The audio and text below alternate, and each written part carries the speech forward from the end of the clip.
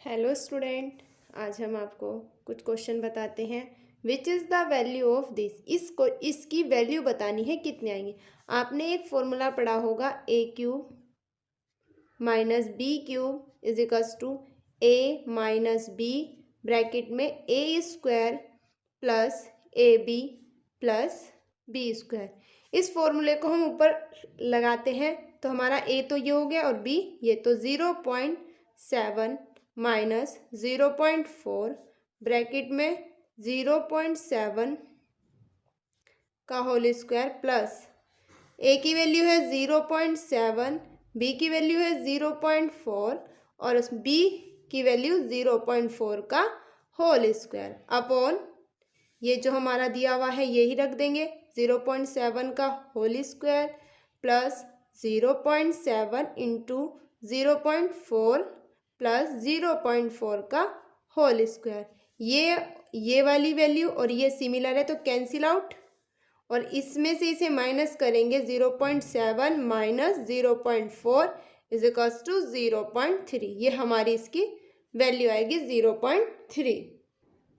चलते हैं next question की ओर। चावल के मूल्य में 10% की कमी होने से कोई साहूकार 450 रुपये में 5 केजी चावल अधिक खरीद लेता है, इसका घटा हुआ मूल्य क्या होगा। सबसे पहले हम परसेंटेज से लेके चलते हैं, तो परसेंट 10/100, तो यानी कि 1/10।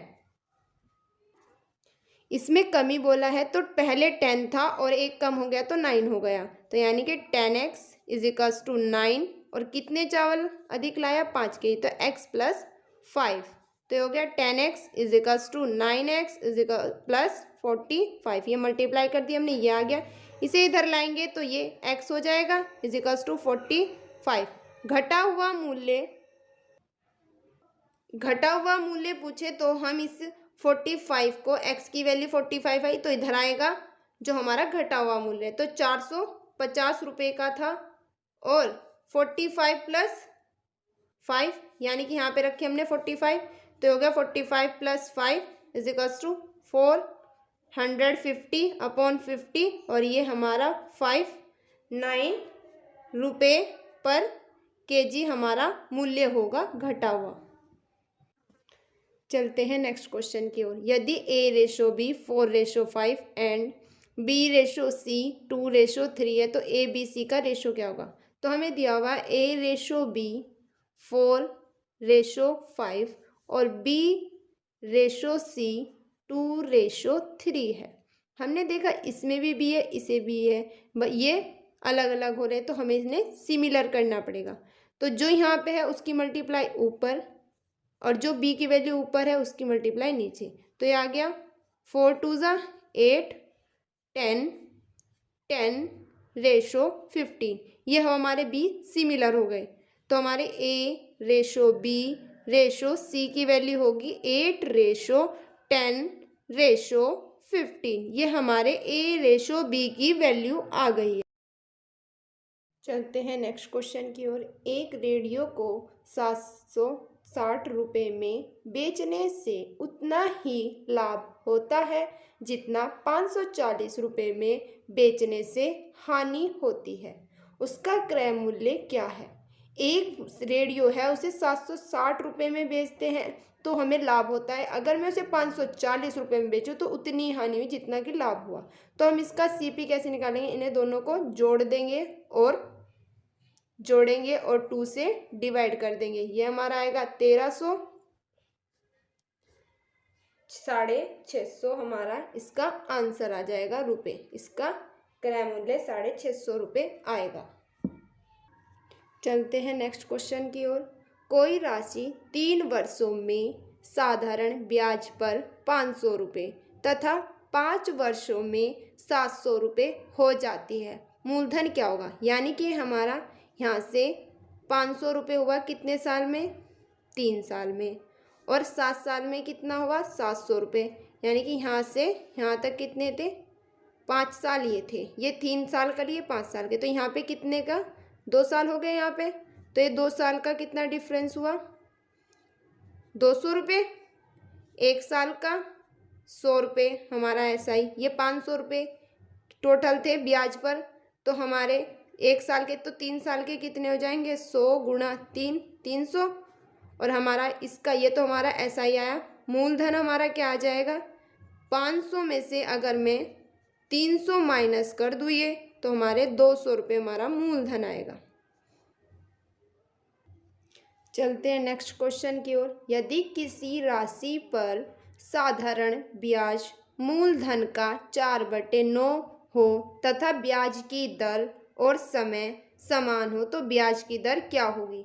तो हमें डायरेक्ट करना है, अगर हमें दर निकालनी है तो इनका रूट लो, 4 और 9, 4/9 इंटू 100, तो इसका रूट आएगा 2/3 इंटू 100 इजिकल्स टू 20 ये 10 आएगा 20/3, और इसका जब हम इसे डिवाइड करेंगे आएगा 6, 2/3% आंसर हमारा इसकी दर आएगी। ए किसी को 10 दिनों में, बी उसे 15 दिनों में अलग अलग समाप्त कर सकते हैं। वे दोनों एक साथ उस काम को कितने दिनों में समाप्त करेंगे। ए हमारा कितने दिन में कर रहा है, 10 दिनों में, बी उसी काम को 15 दिनों में कर रहा है। इन दोनों का हम एलसीएम लेंगे तो हमारा आएगा 30, 10 3 30 और 15 दूनी 30। टोटल काम कितना है, 30। दोनों मिलकर करेंगे तो यानी कि 3 और 2 5 हो जाएंगे, तो 30 प्लस 5 और 5 6 6 दिनों में ये काम को पूरा समाप्त कर देंगे। चलते हैं नेक्स्ट क्वेश्चन की ओर। 1 से 80 तक की सभी संख्याओं का औसत कितना है। इसने कहा 1 से 80 तक की सभी संख्याओं का औसत कितना है वो बताएं। इसमें क्या करेंगे, 80 जितनी संख्या जहाँ तक पूछा गया है उसमें +1 अपॉन उसे 2 से डिवाइड कर दो। 81/2, तो ये हमारा इसे डिवाइड करके क्या आएगा, 40.5, ये हमारा आंसर। चलते हैं नेक्स्ट क्वेश्चन की ओर।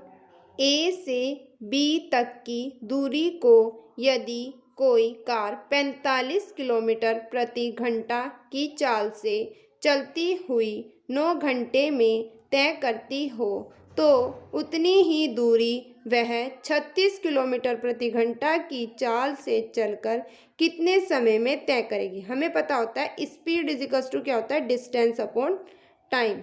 तो यानी कि जो हमारी डिस्टेंस है वो इसमें इक्वल है, तो यानी कि डिस्टेंस इजिकल्स टू डिस्टेंस। पहली स्पीड हमें 45 दी है और टाइम इसका 9 घंटे दिया है। दूसरी स्पीड मुझे क्या दी गई है, 36, और यहाँ से टाइम पूछा गया, तो time 45 into 9/36 equals to time. 9 4 जा 36, तो टाइम आया 45/4। इसे डिवाइड करेंगे तो 11 सही 1/4, 4 ही कम 4, 4 ही कम 4, बचा 1 और 4, 11 होल 1/4 आवर इसका आंसर आएगा। चलते हैं नेक्स्ट क्वेश्चन की ओर। एक 180 मीटर लंबी रेलगाड़ी एक निश्चित चाल से चलते हुए एक सिग्नल खंबे को 9 सेकंड में पार कर जाती है। रेलगाड़ी की चाल क्या है। हमें दिया हुआ है, हमें पता है वो ही लगेगा, इसमें भी speed equals to distance upon time. तो हमें डिस्टेंस दे रखी है 180 और टाइम हमें दिया है 9, तो हमारी 9 दूनी 18, 20 मीटर पर सेकंड हमारी स्पीड आई। अगर हमें इस स्पीड को किलोमीटर पर आवर में चेंज करना है तो उसे 18/5 से गुणा कर दो, 5 5 चौक 20, और जब हम इसके 18 की 4 से गुणा करते हैं तो ये होता है हमारा 72 किलोमीटर पर आवर, हमारा इसका आंसर आएगा। थैंक